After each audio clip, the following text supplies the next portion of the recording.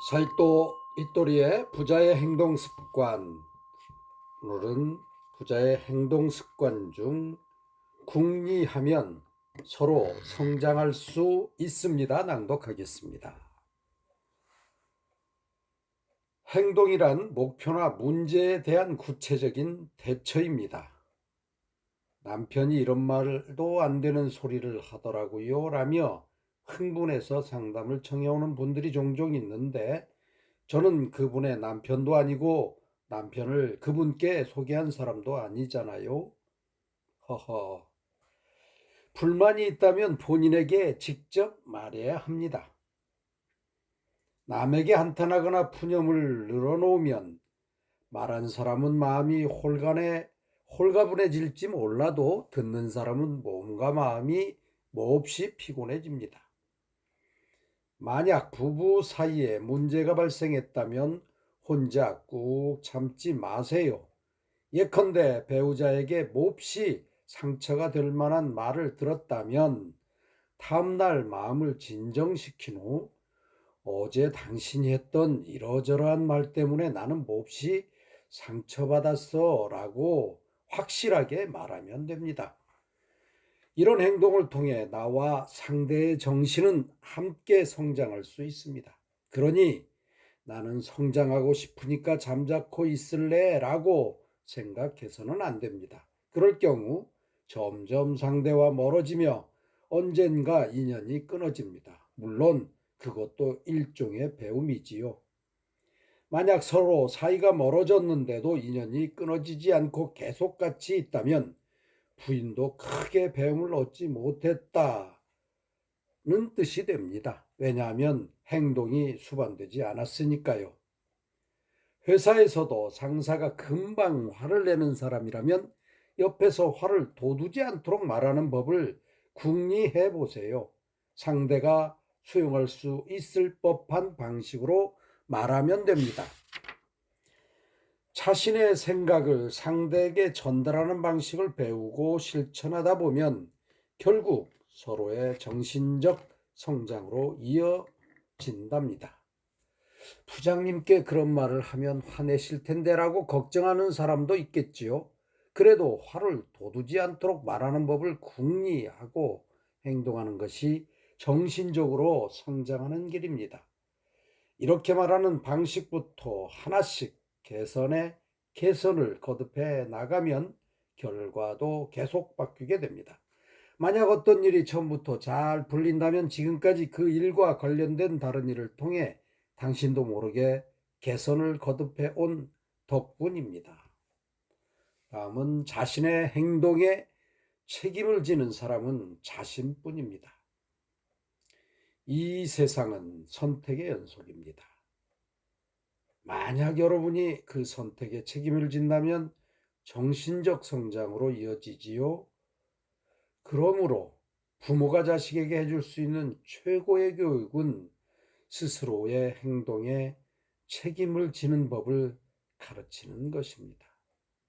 그러나 일단 한다고 정했으면 끝까지 해야지라는 식의 융통성이 없는 태도는 좋지 않습니다. 잘 안 되면 몇 번이고 개선하면 됩니다. 개선을 계속해 나가는 것이 중요하니까요.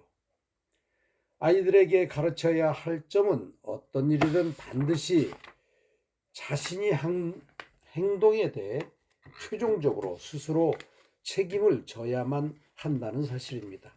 이를테면 등교를 거부하는 중학생에게 가기 싫으면 안 가도 되지만 중학교를 안 가면 고등학교도 못 가.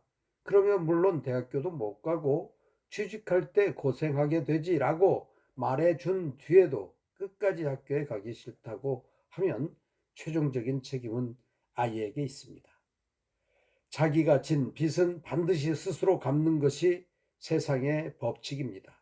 그러니 빚을 갚을 각오로 하는 행동이라면 괜찮습니다. 부탄가스를 흡입하거나 각성제를 복용하는 사람은 주변에서 뭐라고 충고를 하든 스스로 깨닫기 전에는 결코 멈추지 않습니다.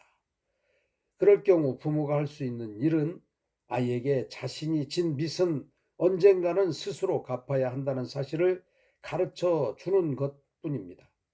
당연히 경찰에 체포되기도 하고 주변에 있던 사람들이 점차 떠나는 경우도 있습니다. 그럴 때 부모는 그 사실을 알고서도 지금 그 행동을 계속하는 거니라고 웃는 것만으로 충분합니다. 사람은 배울 만큼 배우면 반드시 그만둡니다. 억지로 그만두게 만들면 오히려 다시 하게 되지요. 왜냐하면 스스로 깨우칠 때까지 배우고 싶어 하는 게 사람이거든요. 부모는 현명합니다. 적어도 자식보다 오래 산 만큼의 지식이 있습니다. 하지만 자식은 모릅니다. 그러니 배우고 싶어 합니다. 부모들 중 일부는 자식에게 실패를 맛보이기 싫어서 경험조차 시키지 않으려는 경우도 있습니다. 하지만 아이는 여러 가지 일들을 경험해 보고 싶어 합니다. 그리고 그 일을 통해 스스로 배우고 싶어 합니다. 그 마음을 이해해 주는 것도 부모의 역할이겠지요. 부모가 억지로 자식의 배움을 막았을 때 얌전한 아이라면 부모에게 폐를 끼치는 방식으로 반항을 합니다. 외향적인 아이는 난동을 부리거나 폭력을 휘두르기도 합니다.